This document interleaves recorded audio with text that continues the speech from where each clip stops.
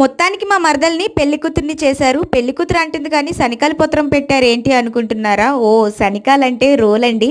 మా సైడ్ పెళ్లి కూతుర్ని చేసేటప్పుడు ఇలా శనికాల పత్రం పెట్టడం ఆచారం అన్నమాట. పక్కనే 3 పీటలు కూడా ఉన్నాయి కదా, మధ్యలో ఉన్న పీట మీద పెళ్లి కూతుర్ని, అటు ఇటు 2 పీటల మీద ఇద్దరు ముత్తైదుల్ని కూర్చోబెడతారు. పెళ్లి కూతురునైతే మామూలు చీర మీద చేస్తారు.